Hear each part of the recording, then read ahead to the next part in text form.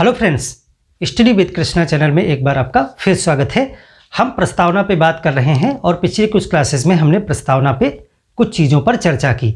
आज की इस क्लास में हम देखेंगे कि प्रस्तावना किस प्रकार के शासन के स्वरूप का निर्धारण करती है। जो हमारे देश की प्रस्तावना है वो भारत के लिए शासन का स्वरूप तय करती है।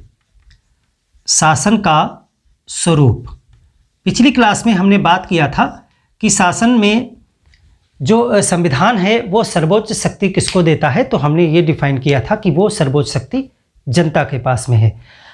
अब शासन का स्वरूप भारत का कैसा बताते हैं, तो अगर प्रस्तावना को आप पढ़ो तो उसमें कहा गया, हम भारत के लोग भारत को एक संपूर्ण प्रभुत्व संपन्न समाजवादी पंथ निरपेक्ष लोकतंत्रात्मक गणराज्य बनाने के लिए, तो इस वाक्य में जितने भी विशेषताएं आई हैं वही शासन का स्वरूप हैं। यानी कि संपूर्ण प्रभुत्व संपन्न कहा गया, संपूर्ण प्रभुत्व संपन्न यानी सोवेराइन, इसको संप्रभु भी कह सकते हैं, संप्रभु सोवेराइन। एक बात ये कही गई। दूसरी बात कही गई है समाजवादी, समाजवादी। तीसरी बात कही गई पंथ निरपेक्ष यानी सेकुलर। और चौथी बात कही गई है लोकतंत्र, लोकतंत्र लोकतंत्रात्मक गणराज्य, यानी लोकतंत्र का मतलब है डेमोक्रेसी। और पांचवी चीज कही गई गणराज्य यानी रिपब्लिक। तो हम भारत के लोग भारत को एक संपूर्ण प्रभुत्व संपन्न समाजवादी पंथ निरपेक्ष लोकतंत्रात्मक गणराज्य बनाने के लिए, यानी भारत को ऐसा देश बनाना चाहते हैं जहां पर ये 5 विशेषताएं पाई जाएंगी। तो इसमें हम सबसे पहली विशेषता को सबसे पहले देखते हैं कि संपूर्ण प्रभुत्व संपन्न का मतलब क्या है। संपूर्ण प्रभुत्व संपन्न, या इसको संप्रभु भी कहते हैं। संप्रभु यानी सोवेराइन, सोवेर्निटी, संप्रभुता। तो भारत एक संप्रभु देश है अथवा नहीं है, इस बात पर भी हम विश्लेषण करेंगे कि ऐसा व्यवहार में किस स्तर तक सही है, सोवेराइन कंट्री है या नहीं है। तो सबसे पहले देखें कि स्टेट के कुछ मूलभूत तत्व होते हैं। जैसे कि अगर कोई राज्य है, अगर कोई राज्य है तो राज्य के 4 प्रमुख तत्व माने गए हैं कि ये 4 चीजें होनी चाहिए तभी एक स्टेट बनती है।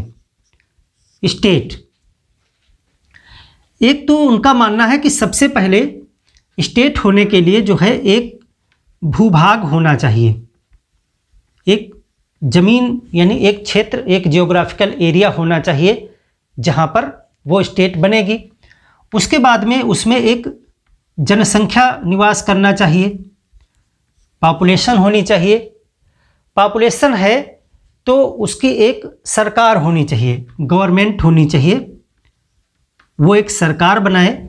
और फिर वो सरकार कैसी हो, वो संप्रभु यानी उसके पास में संप्रभुता हो, सोवेर्निटी हो।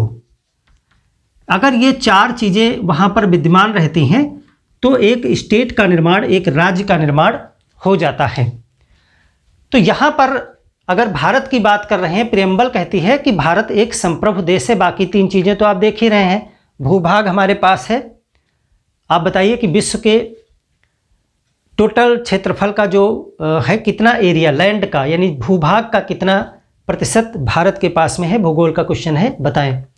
तो भूभाग है हमारे पास, पॉपुलेशन भी अच्छी खासी है, सरकार भी हम बनाते हैं, हमारे यहाँ फेडरल सिस्टम है, 2-2 सरकारें हैं। संप्रभुता है या नहीं है इस पर बात हम करेंगे, क्योंकि प्रेम्बल कहती है कि हमारा स्टेट यानी हमारा जो देश है भारत है। देखिए स्टेट, राज्य शब्द जो है वो ऐसा मत समझिएगा हम प्रांत के लिए यूज कर रहे हैं, राज्य शब्द जो है देश के लिए, पूरे स्टेट के लिए यूज हो रहा है यहाँ पर। तो सोवर्निटी पर बात करेंगे कि भारत का जो शासन का स्वरूप है वो संप्रभु है या नहीं है। तो सबसे पहले हम यहाँ पर देखें कि संप्रभुता का मतलब क्या है, तभी हम डिफाइन कर देंगे कि भारत में संप्रभुता है या नहीं है। तो पहले ही इसका उत्तर आप यहाँ पर लिखें कि है। भारत क्या है? भारत एक संप्रभु राष्ट्र है, सोवरेन कंट्री है, संप्रभु राष्ट्र है, प्रस्तावना ही कहती है। तो कैसे? अब देखिए संप्रभुता का मतलब क्या है और उसी कसौटी पे हम रखेंगे कि भारत में क्या ये चीज़ें हैं। अगर है तो भारत एक संप्रभु राष्ट्र है। तो देखिए संप्रभुता का अर्थ क्या होता है। जो संप्रभु राष्ट्र होते हैं उन पे क्या विशेषताएं होती हैं। संप्रभु देश, कौन से कंट्री संप्रभु होते हैं? तो संप्रभु देश वह देश होते हैं जिनके आंतरिक और बाह्य मामले, ये दो प्रकार के मामले, एक आंतरिक और एक बाह्य, इंटरनल और एक्सटर्नल, इन दोनों ही मामलों में सर्वोच्च निर्णय लेने का अधिकार हो, सर्वोच्च निर्णय लेने का अधिकार।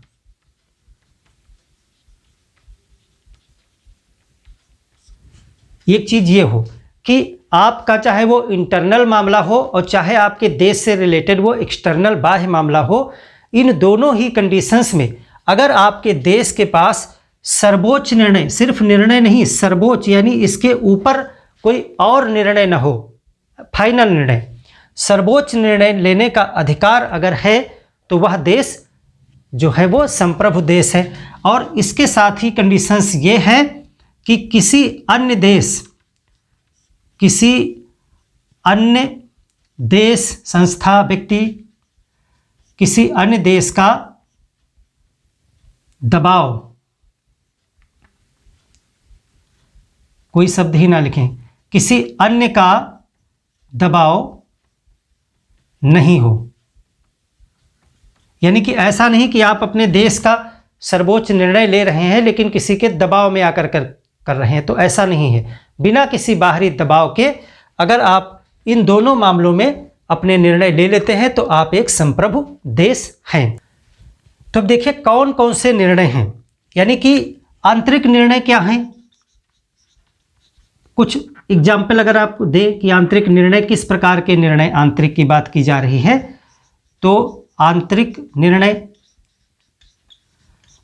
निर्णय का मतलब है कि आपका देश जो है वो सभी सामाजिक निर्णय ले सकता हो। सामाजिक निर्णय आपका देश तय करे कि सामाजिक व्यवस्था कैसी होगी, स्त्रियों को पढ़ने का अधिकार होगा या नहीं होगा, हम किस प्रकार की योजनाएं बनाएंगे समाज में। तो चाहे जिस प्रकार का हम निर्णय लें, अगर किसी भी मामले में हमारा सामाजिक, आर्थिक या कोई भी प्रकार का निर्णय है, अगर वो गलत भी हो जाता है,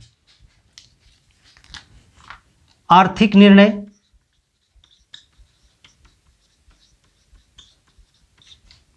राजनीतिक निर्णय,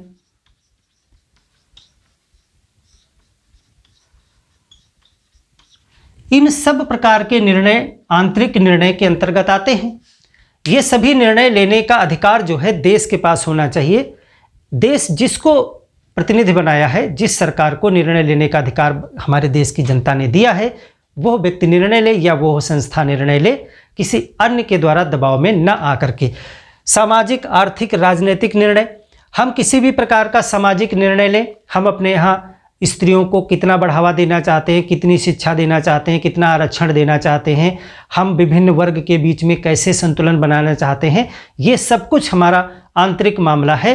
कोई भी देश आकर के ये नहीं कह सकता है कि ऐसा करिए, आप अपने यहाँ स्त्रियों को 80% आरक्षण दे दीजिए, हमारे यहाँ है भाई ऐसा कुछ नहीं।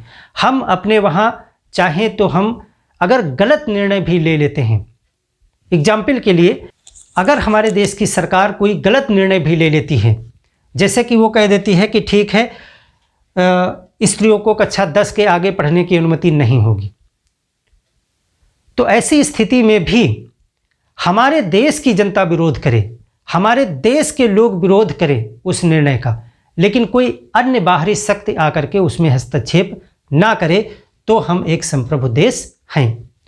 आर्थिक निर्णय हम स्वयं लें। हमारे यहाँ डीजल पेट्रोल के दाम कितने होंगे, हम क्या एक्सपोर्ट करेंगे, क्या इंपोर्ट करेंगे, हम कितना किस पे टैक्स लगाएंगे, किस प्रकार की अर्थव्यवस्था की हम संचालन करेंगे, ये सारे निर्णय कौन लेगा? हमारा देश लेगा। राजनीतिक निर्णय भी हम लेंगे। कब इलेक्शन होंगे, किस पद का कितना कार्यकाल होगा, किस तरीके से इलेक्शन होगा, कैसे चुनाव, क्या प्रोसीजर क्या होगा, कार्यकाल क्या होगा, जितने भी प्रकार के राजनीतिक निर्णय हैं, या हम अपनी राजनीतिक जो बाउंड्रीज हैं वो डिसाइड करेंगे। हम किसी को अपना भूभाग दे सकते हैं, जैसे हमने बांग्लादेश को कुछ क्षेत्र दिए। हम किसी का भूभाग अर्जित भी कर सकते हैं, जैसे हमने बांग्लादेश से कुछ भूभाग लिया, अदला बदली की कुछ ज़मीनों की। तो राजनीतिक प्रकार से हम अपनी बाउंड्री डिसाइड कर सकते हैं, भूभाग का आदान प्रदान कर सकते हैं, अर्जन भी कर सकते हैं, त्याग भी कर सकते हैं। इस प्रकार से सामाजिक, आर्थिक और राजनीतिक जितने भी आंतरिक निर्णय हैं वो लेने की पूरी शक्ति, सर्वोच्च शक्ति हमारे देश के पास में है। इसलिए हमारा देश संप्रभु देश है। अब बाह्य निर्णय देखें। बाह्य निर्णय यानी कि हमारे देश से रिलेटेड अगर अंतर्राष्ट्रीय स्तर पर कोई निर्णय लिए जाते हैं, जैसे कि अंतर्राष्ट्रीय संधियों पर हस्ताक्षर करना, अंतर्राष्ट्रीय संधियों पर हस्ताक्षर करना। एक उदाहरण के लिए संधियों पर हस्ताक्षर करना, अंतर्राष्ट्रीय जो संगठन होते हैं उनमें शामिल होना, अंतर्राष्ट्रीय संगठन, इससे संबंधित कोई निर्णय है, मित्र शत्रु तय करना, किससे भाई हम अच्छा व्यवहार करेंगे, किससे कैसा करेंगे, ये हमारा डिसीजन है। युद्ध करना या शांति करना, ये भी तय हम करेंगे। तो ये बाहरी निर्णय हो गए, क्योंकि इसमें आप अकेले नहीं, इसमें बाहरी देशों का भी मामला आ रहा है। तो इस प्रकार के निर्णय लेने में भी आपका देश जो है वो पूरी तरीके से फ्री होना चाहिए। संप्रभु का मतलब ही है कि आपके ऊपर किसी अन्य का दबाव ना हो, निर्णय लेने में, सर्वोच्च निर्णय लेने में आप ही मालिक हों। तो अंतर्राष्ट्रीय संधियों पर हम हस्ताक्षर करेंगे या नहीं करेंगे, अंतिम आप कह सकते हैं कि भाई इसमें ये फ़ायदा है, ऐसा करो वैसा करो, सलाह देना आपका काम है, मोटिवेट करना आपका काम है। हो सकता है आप दबाव भी बनाने की कोशिश कर सकते हैं, लेकिन फाइनल निर्णय करने के लिए बाध्य नहीं कर सकते आप। फाइनल निर्णय कौन लेगा? हमारा देश लेगा। तब संप्रभु राष्ट्र है। और अगर नहीं कर पा रहे हैं तो जिस डिग्री तक हम कर रहे हैं उतना ही संप्रभु हैं। अब इस ग्लोबलाइजेशन की एज में कोई भी 100% संप्रभु राष्ट्र रह ही नहीं गया है। वो अलग चर्चा का विषय है कि वैश्वीकरण के दौर में क्या कोई देश पूरी तरीके से सोवराइन है, क्या पूरी तरीके से संप्रभु है, क्या अंतर्राष्ट्रीय संगठनों का, यूनाइटेड नेशंस का, WTO का, WHO का, या इन जैसी जो तमाम अंतर्राष्ट्रीय संगठन है, विश्व बैंक है, अंतर्राष्ट्रीय मुद्रा कोष है, क्या इन लोगों का, इन संस्थाओं का देश के आंतरिक और बाह्य निर्णयों पर दबाव नहीं पड़ता है? बिल्कुल पड़ता है, 100% पड़ता है, पड़ता ही है, हमारे देश पर भी पड़ता है। तो अब कोई देश बचा ही नहीं है जो पूरी तरीके से संप्रभु हो। तो क्या भारत अब संप्रभु देश नहीं है? है, लेकिन 100% नहीं है। 100% अब कोई भी देश नहीं है, क्योंकि कुछ न कुछ हस्तक्षेप अंतर्राष्ट्रीय संगठनों का और अन्य दबाव समूहों का जरूर है। लेकिन जिस स्तर तक आप अपनी जो है संप्रभुता को बनाए रख सकते हैं, यह आप पर निर्भर है। क्योंकि अंतिम निर्णय लेने का अगर आप हस्ताक्षर करते भी हैं तब भी आप अपनी स्वेच्छा से ही करते हैं। अंतर्राष्ट्रीय संगठनों के मामले में आप शामिल होंगे या किसी अंतर्राष्ट्रीय संगठन से निकल आएंगे, आप उनकी शर्तों को मानेंगे या नहीं मानेंगे, ये पूरा निर्णय लेने का अधिकार देश का होता है। मित्र तय करना, शत्रु तय करना, हम किसके साथ अच्छा मित्रता रखेंगे, किसके साथ जो है शत्रुता रखेंगे, यानी हम तय करेंगे कि हमारे हित में कौन से देश हैं और हमारे अहित में कौन से देश हैं, ये तय कोई और नहीं करेगा।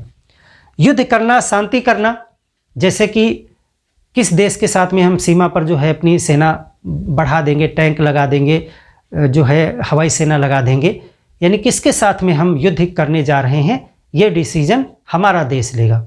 ऐसा नहीं होगा कि अन्य कोई देश कहता है कि चलो इंडिया आप जो है इस XY कंट्री पर जो है हमला बोल दो, या फिर किसी XY कंट्री से आप हमारा जो है युद्ध चल रहा है और वो कह दे कि ठीक है नहीं अब युद्ध ख़त्म करो, ऐसा नहीं होगा। हम कब युद्ध करेंगे, कब शांति करेंगे, ये अंतर्राष्ट्रीय जो निर्णय हैं ये लेने का अधिकार हमारे देश का होगा। तो संप्रभु देश का मतलब दोनों चीज़ों में आता है, अंतर्राष्ट्रीय या आंतरिक, अंतर्राष्ट्रीय और जो है आंतरिक निर्णय और बाह्य निर्णय, दोनों ही मामलों में निर्णय लेने का जो पूरा अधिकार है वो उसी देश का होना चाहिए, तब वो देश संप्रभु होगा।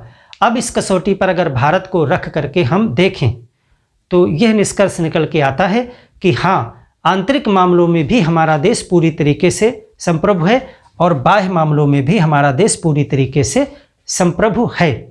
अब कैसे सिद्ध करोगे बाह्य मामलों में? देखिए, तमाम अंतर्राष्ट्रीय संधियां, आप CTBT का उदाहरण दे सकते हैं। आपको पता है CTBT, भारत ने उस पर हस्ताक्षर नहीं किए, तो जाहिर सी बात है अंतर्राष्ट्रीय संधियों पर भारत चाहे तो हस्ताक्षर करे, समझ में आता है तो करेगा, नहीं समझ में आता है तो नहीं करेगा। अंतर्राष्ट्रीय संगठन जिसमें भारत चाहता है शामिल होना उसमें शामिल होता है अपनी मर्जी से। मित्र और शत्रु हम तय करते हैं, युद्ध और शांति हम तय करते हैं। तो इस प्रकार से भारत एक संप्रभु राष्ट्र है, जैसा कि भारत की प्रस्तावना कहती है।